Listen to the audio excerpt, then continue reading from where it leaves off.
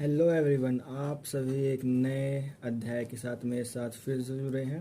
अध्याय का नाम है ग्लोब तथा मानचित्र द्वारा पृथ्वी का अध्ययन। ये बुक है हमारी सामाजिक अध्ययन, क्लास है 5th और अध्याय नंबर है 3।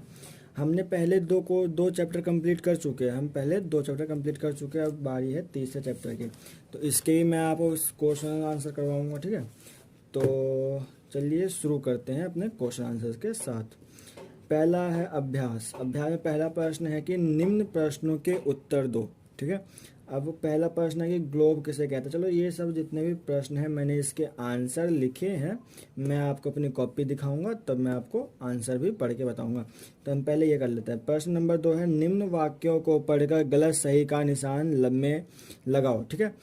मतलब ये सर्कल है, अब सर्कल में से मैंने निशान लगा रखे। मैंने ये निशान इसलिए लगा रखे हैं ताकि मेरे को भी दिक्कत ना हो और आपको भी देखने में कोई दिक्कत ना हो, क्योंकि जब हम कोई चीज़ बोलते हैं तो बाय मिस्टेक गलती हो जाती है, बट हम जब देखते हैं तो वो गलती नहीं होती। क्योंकि बोलते हैं ना कि आंखों से देखी हुई चीज़ें भी कई बार गलत हो जाती है और सुनी हुई भी गलत हो जाती है। तो मैं आपको जो बोलूँगा वही दिखेगा, तो इसलिए हम कभी गलत नहीं कर सकते। तो पहला है कि सूर्य के चारों ओर पृथ्वी की परिक्रमा परिक्रमा एक वर्ष कहलाता है। अब कह रहे हैं कि सूर्य के चारों ओर जब पृथ्वी घूमती है, पृथ्वी चारों ओर घूमती है तो वो क्या होता है, एक वर्ष कहलाता है। जब मतलब परिक्रमा, परिक्रमा मतलब घूमना, जब चारों तरफ घूमती है तो एक वर्ष कहलाता है। वो तो ऑब्वियस सी बात है, एक वर्ष तो कहलाएगा ही। तो इसका मतलब क्या है, ये हमारा सही है। दूसरा है कि परिभ्रमण पृथ्वी के परिभ्रमण के कारण हमें ऋतुओं का अनुभव होता है। ये बात भी सही है, क्योंकि जब पृथ्वी घूमता है, ठीक है, जब सूर्य के साइड हमारी मतलब पृथ्वी जब घूमती है तो पृथ्वी पे तो बहुत सारे देश हैं। तो जब भारत के इधर धूप आती है तो यहाँ गर्मी हो जाती है। जब नहीं आती, मतलब जब हमारी पृथ्वी घूम जाती है तो हम सूरज के दिशा से हट जाते हैं, तो हमारे फिर सर्दी का मौसम आता है। तो वही है कि पृथ्वी की परिभ्रमण के कारण हमें ऋतुओं का अनुभव होता है। ये बात भी सही है। भूमध्य रेखा एक काल्पनिक रेखा है जो पृथ्वी को 2 बराबर भागों में बांटती है। आप कभी ग्लोब देखोगे ना, ग्लोब, तो उसमें पूरा आपको दिखाया जाता है भूमध्य रेखा। मतलब भूमध्य रेखा कोई काल्पनिक रेखा कहते हैं, अक्षांश रेखा, देशांतर रेखा, वो सब होते हैं। तो ये क्या कह रहा है कि भूमध्य रेखा एक काल्पनिक रेखा है जो पृथ्वी को 2 बराबर भागों में बांटती है। तो ये बात भी सही है। अब ये कह रहा है कि 6 अप्रैल 1999 को अमेरिका की नौसेना के कमांडर रॉबर्ट पियरी उत्तरी ध्रुव पर पहुंचने वाले द्वितीय व्यक्ति थे। द्वितीय व्यक्ति मतलब ये गलत है। मैं आपको इसका आंसर दिखा देता हूँ कि कहाँ है आपका इसका आंसर। इसका आंसर आपको ये रहा, ये मिल गया मेरे को।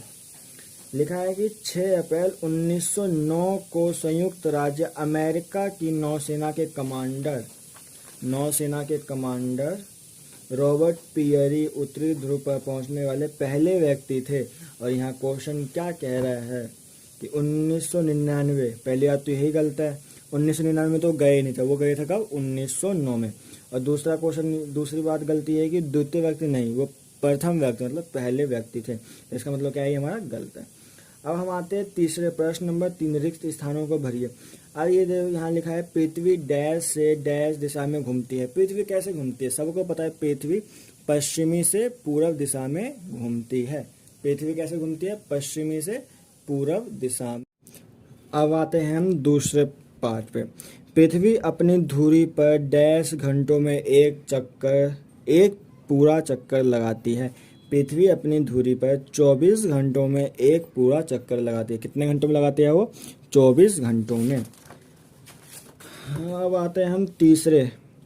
पृथ्वी अपनी धुरी पर घूमती है, इसे डैश बनते हैं। पृथ्वी अपनी धुरी पर घूमती है तो कभी पृथ्वी सूरज की तरफ जाएगी तो दिन होता है, जब चंदा मामा की तरफ जाती है, मतलब चंदा चांद की तरफ जाती है तो वो क्या हो जाती है, रात। तो पृथ्वी जब अपनी धुरी पर घूमती है तो उसे क्या बनते हैं, दिन और रात। सूरज की परिक्रमा करने के लिए पृथ्वी डैश दिन लगाती है। मैं इसका आंसर यहाँ मैंने 365 लिखा है, बट इसका आंसर है 365 1/4। अब मैं इसका आपको दिखाता हूँ कहाँ लिखा आंसर, ये रहा। एक वर्ष में क्या लिखा है, एक वर्ष में 365 और 1/4 दिन होते हैं, ठीक है। कितने दिन होते हैं, 365 दिन मतलब 365 1/4 दिन लगते हैं। ठीक है, ये सब हो गए। अब जो हमारे क्वेश्चंस रह गए थे, ये जो क्वेश्चंस थे हमारे, अब ये भी तो हमें करने हैं ना। तो पहला क्वेश्चन कह रहा है कि ग्लोब किसे कहते हैं, इसका चित्र भी बनाइए। अब ग्लोब देखो, मैं तो वैसे इसका क्या है क्वेश्चन आंसर करवाऊंगा, ड्राइंग मेरे को आती है तो ग्लोब बना नहीं सकता। ग्लोब आपको यहाँ भी दिख रहा होगा, ये भी ग्लोब है, और हमारा ग्लोब ये भी ग्लोब है। ठीक है, और ग्लोब भी होंगे, नहीं है, बस 2 ग्लोब है। तो आपको जो चित्र अच्छा लगे वो बना लेना। अब मैं इसका क्वेश्चंस का आंसर बताता हूँ। तो क्वेश्चंस के आंसर ये रहे मेरे। ठीक है, सारे क्वेश्चंस के आंसर मेरे यहाँ हैं, आपको दिख रहे होंगे अच्छे से। ठीक है, क्वेश्चंस के आंसर मेरे यहीं पे हैं। अब क्वेश्चंस के आंसर कैसे हैं कि ग्लोब किसे कहते हैं, इसका चित्र भी बनाएं। ठीक है, पृथ्वी के प्रतिरूप या मॉडल को ग्लोब कहते हैं। पृथ्वी के प्रतिरूप या मॉडल को ग्लोब कहते हैं। मैं आपको हमेशा कहता हूं कि एनसीईआरटी बुक के अलावा क्वेश्चंस कहीं से नहीं बनते, ना ही आंसर्स होते हैं। बस कमी हमारी नज़रों में होती है, जो हम आंसर्स को नहीं देख पाते हैं। अब इसका आंसर मैं आपको यहाँ भी दिखा दूँ, ये रहा, पृथ्वी के प्रतिरूप को ग्लोब कहते हैं। छोटी सी चीज़ थी ये। अगर आप अच्छे से बुक को रीडिंग करते हो तो आपको इसका आंसर भी हमेशा बुक के अंदर मिलता है। और ये सारे जितने भी मैंने आंसर्स लिखे हैं, और आंसर लिखने में मेरे को भी मेहनत लगती है, तो आप भी मेरी मेहनत को कृपया समझें, मतलब प्लीज़ समझें, और मेरे चैनल को सपोर्ट करें, ताकि आप ही के जैसे और भी बच्चे पढ़ सकें मेरे चैनल से। और लिखने में और टाइम लगता है, तो मेरे लिखने कम से कम आप तो कुछ लाभ उठाए। अब क्वेश्चन है, पृथ्वी के सबसे ऊपर व नीचे स्थित बिंदु को क्या कहते हैं। पृथ्वी के सबसे ऊपर स्थित बिंदु को उत्तरी ध्रुव कहते हैं, और पृथ्वी के सबसे नीचे स्थित बिंदु को दक्षिणी ध्रुव कहते हैं। ठीक है, प्रश्न नंबर 3, पृथ्वी अपनी धुरी पर एक पूरा चक्कर लगाने में कितना समय लेती है। हमने पीछे भी पढ़ा है कि पृथ्वी अपना परिक्रमण करने में कितना समय लगाती है। पृथ्वी अपनी धुरी पर एक पूरा चक्कर लगाने में 24 घंटे लगाती है। कितने घंटे लगाती है वो? 24 घंटे। उत्तरी और दक्षिणी गोलार्ध में मौसम अलग अलग क्यों है। जब सूर्य उत्तरी गोलार्ध में होता है तब दक्षिणी गोलार्ध सूर्य से दूर होता है। और तो सबको पता है, जब पृथ्वी मतलब जब गोल घूमेगा, घूमते वक्त ये तो है नहीं, अगर जैसे कि हम ही खेलते हैं तो हम कभी सूर्य की तरफ मुंह करके खड़े होते हैं, कभी हमारे सूर्य की तरफ पीठ होती है, तो हम भी तो घूमते रहते हैं ना। तो ये तो है नहीं कि हम एक ही जगह पे स्थित रहते, नहीं। तो ऐसे ही जब पृथ्वी घूमते हैं, सबको बताया, तो तब दक्षिणी गोलार्ध सूर्य से दूर होता है। इस कारण मई के महीने में उत्तरी गोलार्ध में स्थित यूरोप में गर्मी होती है और दक्षिणी में सर्दी होती है।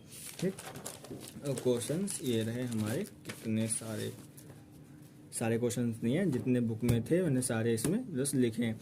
पृथ्वी पर दिन रात कैसे बनते हैं। पृथ्वी अपनी धुरी पर एक पूरा चक्कर लगाने में 24 घंटे का समय लेती है, जिससे दिन और रात बनते हैं।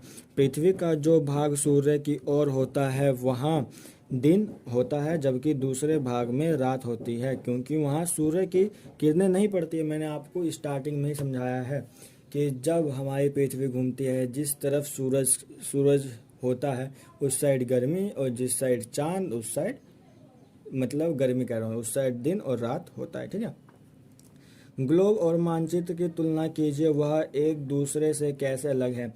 अब ये डिफरेंस है, मैंने बस इसको ऐसे इसलिए लिखा ताकि आप अच्छे से पढ़ सको। ये ग्लोब है, ये मानचित्र है। जब भी आप अपने कॉपी में लिखोगे तो ये भी लिखोगे तो अच्छी बात है, ऐसे लिख लो। बट जब हम डिफरेंस लिखते हैं ना, ये बीच में लाइन डलती है।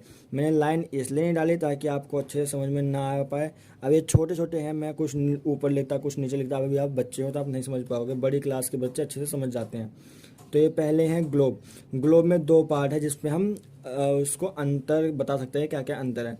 ग्लोब का पहला आता है, पृथ्वी के मॉडल को ग्लोब कहते हैं। ठीक है, ये तो हमने आज स्टार्टिंग में पढ़ा था, जिसे संपूर्ण पृथ्वी देख सकते हैं। अगला है कि ग्लोब सही अनुपात में पृथ्वी का प्रतिरूप है। पृथ्वी का बीच वाला भाग चौड़ा होता है, जैसे ग्लोब में होता है। ठीक है, ये ग्लोब का हो गया। अब मानचित्र का भी यहाँ पे, मानचित्र सपाट पृष्ठ पर संपूर्ण पृथ्वी या उसके किसी भाग का चित्र होता है। इसमें छोटे से छोटे क्षेत्र को विस्तार से दिखाया जा सकता है। दूसरा है कि मानचित्र में ग्लोब की तुलना में पृथ्वी के भाग या क्षेत्र एक जैसे प्रतीत होते हैं। यही ग्लोब है, पृथ्वी है, ये इसके बीच में डिफरेंस है। डिफरेंस मतलब अंतर स्पष्ट करे मैंने। ठीक है, लास्ट क्वेश्चन है जो हमारे बुक में ख़त्म होता है। मानचित्र बनाने के लिए अनुपात क्यों जरूरी है? अब आपको पता है कि हमारी पृथ्वी कितनी बड़ी है। अगर हम एक मैप बनाते हैं, आपने देखा होगा मैप कितना छोटा होता है, हम क्या मैप में सारी चीज़ें दिखा देंगे? क्योंकि देखो कोई ये तो है नहीं कि 1 किलोमीटर में एक ही राज्य ख़त्म है, ऐसा तो है नहीं। कितने फैले हुए हैं, कई हजार किलोमीटर के अंदर वो फैले हैं, तो हम कैसे मैप में दिखा देंगे? इसलिए मानचित्र को हम मैप कहते हैं, ठीक है। पृथ्वी के बहुत बड़े भाग को मानचित्र पर दर्शाया जा सकता इसलिए मानचित्र या नक्शे पर उसके एक एक अंश को नापकर छोटा दिखाया जाता है, ठीक है। हम मानचित्र पे जब कोई भी चीज़ दर्शाते हैं तो उसे नाप कर एकदम छोटा करके दिखाते हैं। इसलिए मानचित्र में दिखाई गई 1 सेंटीमीटर की दूरी 1000 किलोमीटर दिखा सकती है। हम देखते हैं ना कि मान लो यहीं पे ऐसे मैप बना है, तो ये 1 सेंटीमीटर ये 1000 किलोमीटर के वो रूप में होते हैं, ठीक है। मतलब 1 सेंटीमीटर हमारे 1000 किलोमीटर के बराबर होती है। तो मैप में यही होता है। तो मैंने आपको बिल्कुल स्टार्टिंग से लेके एंड तक सभी चीज़ें दिखाई हैं, ठीक है। तो मैं आपसे हमेशा कहता हूँ ये रहे आंसर्स, ठीक है, आंसर्स, ओके। तो मैं आपसे हमेशा कहता हूँ अगर आपको अपने टॉपिक अपने विषय का कुछ चाहिए तो मुझे बताओ, मैं उस पर वीडियो लेके आऊँगा ताकि आपको पढ़ने में कोई दिक्कत ना हो। मैं आपके भले के लिए ही कहता हूँ, ठीक है। तो यहाँ पे हमारे सारे क्वेश्चन आंसर ख़त्म है। अगर वीडियो आपको तो अच्छी लगती है, ऐसी बात नहीं है, तो वीडियो अच्छी लगती है तो अपना प्यार दिखाओ, लाइक, सब्सक्राइब, कमेंट, शेयर, और दोस्तों के साथ करोगे शेयर तो शेयर ही कहलाएगा, ठीक है। तो इतना तो कर सकते हो मेरे वीडियो के लिए। तो पढ़ो और आगे बढ़ो।